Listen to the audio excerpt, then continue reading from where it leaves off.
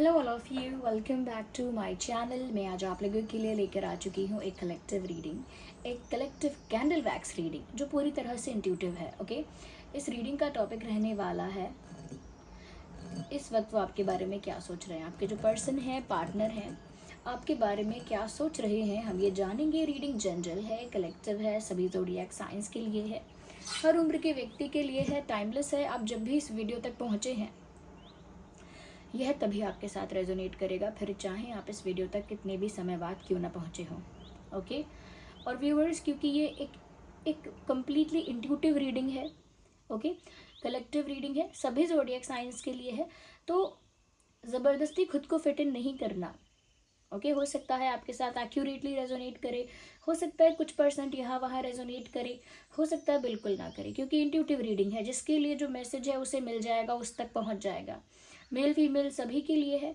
तो open minded होकर सुनिएगा, कीप दैट इन माइंड। और जो भी मैं यहाँ पर आपको बताऊंगी अपनी इंट्यूशन के थ्रू इंटरप्रेट करके बताऊंगी।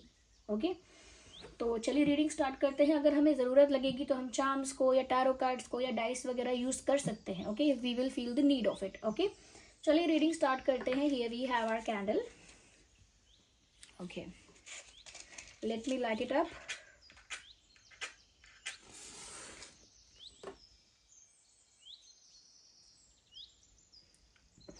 Okay, so be ready, have patience and think about your person, your partner. आपके जो भी लव इंटरेस्ट है उनके बारे में आप सोचना स्टार्ट कर दीजिए। उनके बारे में सोचिए, उनका फेस इमेजिन कीजिए, उनका नाम आप कहीं ना कहीं अपने दिमाग में रखिए। Okay, keep their name in your mind. Okay, yes, okay. सबसे पहली चीज़ जो मुझे यहाँ नज़र आई है वो है टर्टल। एक टर्टल नज़र आया है। तो मुझे यहाँ पर ऐसा लगता है खुद को लेकर एक डिफेंस मैकेनिज्म, एक डिफेंस अप्रोच है खुद को लेकर। साथ ही साथ काफ़ी कैलकुलेटिव अप्रोच इस पर्सन की है इस वक्त। व्हाट आई मीन इज, मेरे कहने का अर्थ क्या है कि यह जो व्यक्ति है ये खुद को बचा बचा कर चलना चाह रहा है इस वक्त। लाइक मुझे सब करना भी है लेकिन मुझे बदनाम भी नहीं होना। यू अंडरस्टैंड, मुझे हर चीज़ इंजॉय करनी है, प्यार को भी इंजॉय करना है, मुझे रिलेशनशिप भी चाहिए, मुझे रोमांस भी चाहिए। I want all the excitement, all the passion. लेकिन उसके साथ साथ मैं ये नहीं उजागर करना चाहता, ये नहीं दिखाना चाहती, या ऐसी इमेज नहीं बनाना चाहता जहाँ पर कोई ऐसा सोचे कि अरे ये इंसान है जिसने शुरुआत की है, या फिर ये इंसान है जो ज़्यादा ही दीवाना है या दीवानी है या क्रेजी है, या फिर ये है जो प्यार में पागल है, या फिर ये है जो डेस्परेट है, ये है जो बहुत नीडी है। तो वो ऐसी इमेज अपनी पोर्ट्रे नहीं करना चाहते, not in front of you, not in front of anyone else, किसी और के आगे भी नहीं, आपके आगे भी नहीं। दिखाना ही नहीं चाहते वो अपने आप को ऐसा जहाँ वो डेस्परेट, नीडी और बहुत डिमांडिंग और बहुत ज़्यादा एक वल्नरेबल स्टेट में है जहाँ उन्हें आपकी बहुत ज़रूरत है। क्रेजी हैं, ओके, बिल्कुल क्रेजी हैं, बहुत ज़्यादा, ये सब नहीं दिखाना चाहते। तो मुझे लगता है कि बहुत ही हिसाब किताब करके हर एक स्टेप लेते हैं, बहुत ही एनालाइज कर रहे हैं सिचुएशन को। करेंटली मुझे ऐसा लग रहा है कि ये इंसान चाहते हैं कि सब कुछ हो आपके बीच, आप दोनों के बीच यूनियन, रोमांस, बातें, सब कुछ हो, बट वो हो इस तरह से कि उनके ऊपर कभी ऐसा उनके ऊपर कभी ये बात ना आए कि उन्होंने ये सब किया, या फिर उनकी ही इच्छा थी, या वो ये सब चाहते थे, या उनकी ये डिज़ायर थी। वो अपने ऊपर ब्लेम या नेम नहीं लेना चाहते। वो चाहते हैं कि आप बात करने आ जाओ, बात करना चाहते हैं, बट चाहते हैं कि अपने आप हो जाए, या आप कर लो, या कोई सिचुएशन क्रिएट हो जाए। ओके, मिलना चाहते हैं तो कोई रीज़न क्रिएट हो जाए। वो कोई रीज़न क्रिएट नहीं करेंगे, वो सामने से नहीं कहेंगे मिलने के लिए, अपने आप कोई रीज़न क्रिएट हो जाए, या कुछ मिराकल हो जाए, कोई कोइंसिडेंस ऐसा हो जाए कि आप दोनों टकरा जाएं। ओके, आप दोनों का रिलेशनशिप स्टार्ट हो तो आप उनको अप्रोच कर लो रिलेशनशिप के लिए, अपना प्यार कन्फेस कर लो थोड़ा बहुत। ओके, जिससे कि उनको ऐसा ना, उनकी इमेज ऐसी ना बने कि उन्होंने आपको बहुत ज़्यादा डेस्परेटली चेज़ किया है, उन्होंने आपको बहुत ज़्यादा डेस्परेटली चेज़ किया है, फॉलो किया है, ऐसा ना दिखे। तो अपने आप को लेकर बहुत प्रोटेक्टिव, जो बात मैंने पहले कही कि अपने आप को बचाते हुए चलना, फर्स्ट सेंटेंस में मैंने आपको बोला, मेल फीमेल कोई भी हो, ये उससे फर्क नहीं पड़ता है। मैसेजेस कि खुद को बचाते हुए चलना चाहते हैं, चाहिए सब कुछ लेकिन खुद को बचाते हुए। ओके जैसे कुछ लोग होते हैं ना जो समाज के आगे, दुनिया के आगे एक ऐसा रूप धारण करके रहते हैं कि वो बहुत सच्चे, सीधे, साधारण, सरल और बहुत ही जेंटल और बहुत ही रिस्पेक्टेड और मतलब अलग तरह के इंसान हैं, बहुत ही रिस्पेक्टेड हैं, बहुत ही जेंटलमैन टाइप हैं, या बहुत ही ज़्यादा सिंपल हैं, साधारण हैं, बहुत ही, लेकिन उनको लाइफ में सिक्रेटिवली और भी सारी चीज़ें करनी होती हैं जो सिंपल साधारण नहीं हैं, जो इतनी रिस्पेक्टेबल भी नहीं है, ओके, जो इतनी अच्छी नहीं है, उन सारी चीज़ों को भी वो लोग करते हैं। तो वो छुप के करते हैं क्योंकि इससे उनकी इमेज खराब होगी। लेकिन कुछ सिमिलर ऐसा ही है यहाँ पे, सिमिलरली कुछ ऐसी ही चीज़ें लग रही हैं यहाँ पर। मुझे ऐसा भी लग रहा है व्यूअर्स कि जो भी स्टेप लेते हैं 10 बारी सोच लेते हैं, इसीलिए इनकी तरफ से किसी भी स्टेप में बहुत देरी हो जाती है, because they take a lot of time in thinking कि उन्हें एक्शन लेना है कि नहीं लेना है, लेना है तो उसका कॉन्सिक्वेंस यानी उसका परिणाम क्या होगा, क्या रिएक्शन होगा, किसका क्या रिएक्शन होगा, क्या क्या आउटकम्स हो सकते हैं, क्या क्या पॉसिबिलिटीज़ हैं, उनका कितना फ़ायदा है, कितना नुकसान है, क्या ये किसी और के लिए बुरा है या उनके लिए बुरा है, ये they think all the aspects, या वो सभी एस्पेक्ट्स को लेकर चलते हैं। तो ये अभी इसीलिए टाइम लग रहा है इनकी तरफ से, ये कुछ नहीं कर रहे बट चाहते हैं सब कुछ हो, कर कुछ नहीं रहे हैं, ओके, क्योंकि अब बहुत ज़्यादा सोचकर कुछ भी करेंगे और उसमें भी 90% ऐसा ही चाहेंगे कि सब कुछ अपने आप हो, उनका इमेज भी ना चेंज हो। तो I think that is very selfish of this person, okay, ये काफ़ी सेल्फिश बात हो गई कि मैं अपने हिसाब से देख लूँ सब, ओके।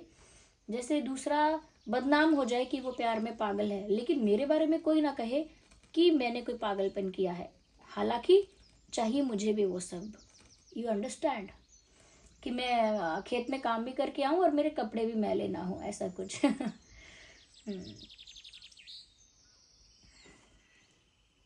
तो ये है इनकी अभी करंट स्टेट ऑफ माइंड। अच्छा, मुझे उसके साथ साथ ये भी लग रहा है they are holding on to something, कुछ जैसे पकड़ के बैठा है ये इंसान किसी बात को, कोई बात हुई थी, कोई इंसिडेंट हुआ था, कोई मोमेंट ऐसा था जो डिफरेंट था, यूनिक था, कुछ हुआ था आप लोगों के बीच, अब वो उसे लेट गो नहीं कर रहे हैं, वो कोई ग्रजेस होल्ड करके बैठे हैं, या फिर कोई कंप्लेंट है, कोई शिकायत है उनके मन में, कुछ इशू है ऐसा जिसे पकड़ के बैठे हैं या पकड़ के बैठी हैं, they are not letting it go, उसे रिलीज नहीं होने दे रहे। यस ऐसा लगता है कोई बर्डन, जैसे हाथ में आप एक भारी पत्थर पकड़ लें और उसे पकड़े रहें, तो कब तक पकड़ लेंगे, एक समय तक तो इजीली पकड़ेंगे, फिर कुछ समय के बाद वो आपके लिए एक बर्डन है, बोझ है।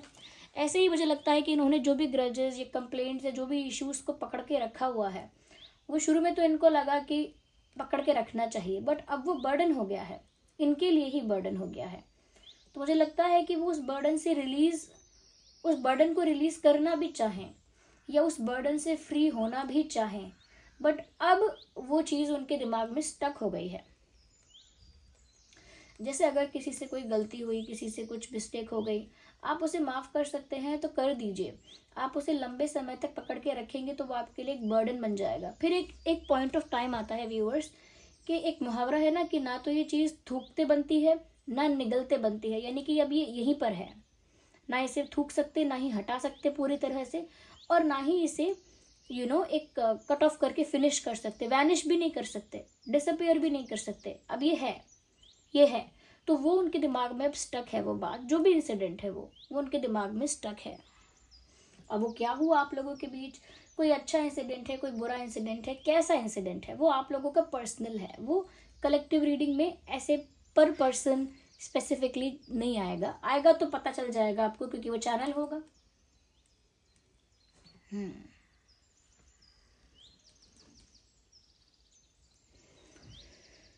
अच्छा, मैं एक हार्ट शेप देख पा रही हूँ, आई कैन सी अ हार्ट, ऐसे दिल बना हुआ दिख तो रहा है, तो प्यार है, लेकिन खुद से है पहले।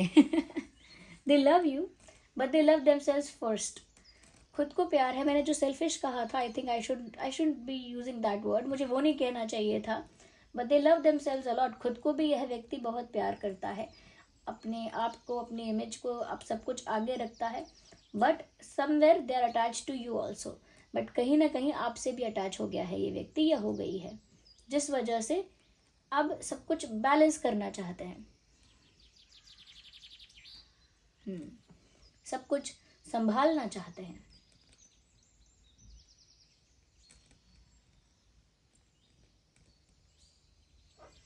आई can see a heart but there is a hole in it. मुझे दिल नजर आया एक, और उस दिल में मुझे एक होल नजर आ रहा है। देर इज अ होल, एक छेद है उसमें।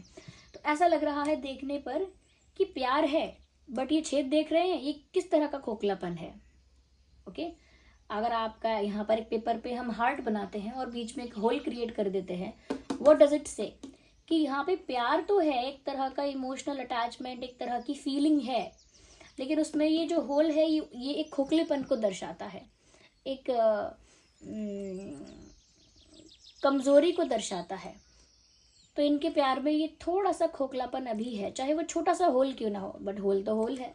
ओके तो मुझे लगता है कि वो छोटा सा होल ही दिखाता है इनके डबल स्टैंडर्ड को, अपने लिए अलग, आपके लिए अलग, मतलब इनकी रिस्पेक्ट है, इनकी इमेज है।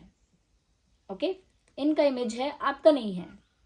ये बदनाम नहीं हो सकते कि ये क्रेजी हैं, पर ये आप हो जाए तो चलेगा। हालांकि दोनों को रहना साथ में ही है, बट जो वो टैग लगेगा कि क्रेजी कौन है वो आप पर लगे। You understand? तो ये एक हिपोक्रेसी भी है, डबल स्टैंडर्ड्स भी हैं, कहीं ना कहीं ये सेल्फिशनेस भी है, and it is all of it. या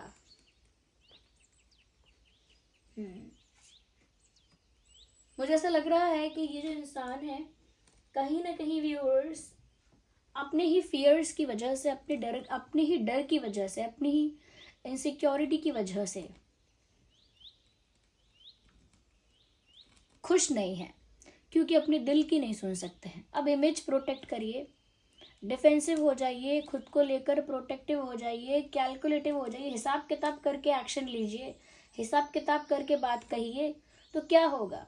आप अपने दिल की नहीं सुन सकेंगे, आपको हमेशा दिमाग से चलना पड़ेगा। और जितना ज़्यादा ये होता जाएगा, उतना आपका जो बर्डन है, वो पत्थर बताया था हाथ में, वो बढ़ता जाएगा उसका वेट, और उसी के नीचे दबेंगे आप फिर। You understand? ये मैं एक काव्यात्मक या मुहावरे की तरह समझा रही हूँ आपको, कि वो उस पत्थर का वेट बढ़ता जाएगा और उस पत्थर के नीचे ही आपका हाथ दबेगा, इतना वेट बढ़ेगा उसका। ओके तो या तो आप उस पत्थर को फेंकिए, उस बर्डन से बाहर आ जाइए, और जो आपका दिल चाहता है, जो आपका दिल चाहता है वो करिए। दूसरे इंसान को भी उतना ही इम्पोर्टेंस दीजिए। दूसरे इंसान का भी रिस्पेक्ट है, इमेज है, वैल्यू है, फैमिली है, लाइफ है। तो सेल्फ सेंटर्ड नहीं होना है। रिलेशनशिप का मतलब क्या है फिर? तो आई थिंक ये जो इंसान, जिसको भी आपने व्यूअर्स चाहा है, अगर ये रिलेट करती है, बात आपसे रेजोनेट करती है, तो ये जो इंसान है कहीं ना कहीं प्यार करना सीखेगा या सीखेगी। देयर इन दैट प्रोसेस, वो उस ट्रांसफॉर्मेशन प्रोसेस में है कि जहाँ हम समझेंगे कि प्यार होगा कैसे, हम निभाएंगे कैसे, क्योंकि अभी तो अपने बारे में सोच रहे हैं।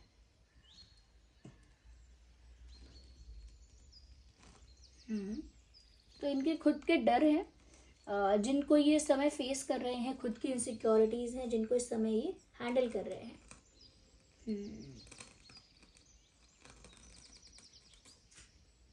व्यूअर्स, मुझे यहाँ पर ऐसा भी नजर आ रहा है, they have their eyes on you.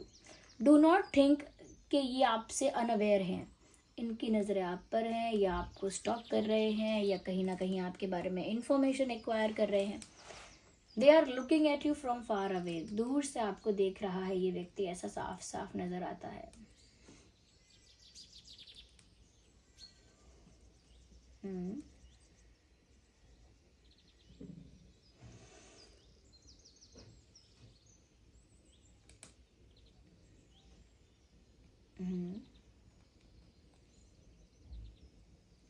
No.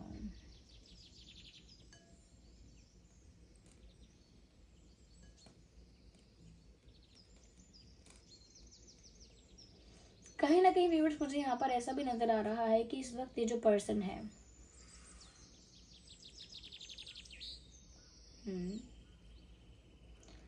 बहुत ही नैरो सोच के साथ इस सिचुएशन को टैकल कर, जैसे हम किसी से कहते हैं कि आप नैरो माइंडेड हो या आप संकुचित विचारों के हो, आप क्लोज्ड माइंड के हो, वो इस समय ऐसे ही हैं, या हमेशा से नहीं है, बस इन दिनों ऐसे हैं, ऐसा समझ लीजिए कि नैरो माइंडेड होना, छोटी सोच होना या संकुचित विचार होना, यानी कि बड़े लेवल पर सोच ही ना पाना, एक बड़े पर्सपेक्टिव को लेकर ना चल पाना, एक बड़ा विजन ना होना, बस छोटी छोटी बात सोचना कि अभी मैंने फ़ोन किया तो उनको लगेगा कि मैं ही वो हूँ जो डेस्परेट हूँ, ओके, या किसी को पता लगा कि मैंने इनको प्रपोज किया है तो फिर मेरी क्या इमेज होगी, ये छोटी छोटी बातें हैं, it is not that big. अगर आपका प्यार है या आप एक जेन्युइन रिलेशनशिप चाहते हैं तो किसने फ़ोन किया या किसने अप्रोच किया, I don't think it would be a big deal, वो एक बड़ी बात नहीं होनी चाहिए, बट ये छोटी छोटी बातों को पकड़ रहे हैं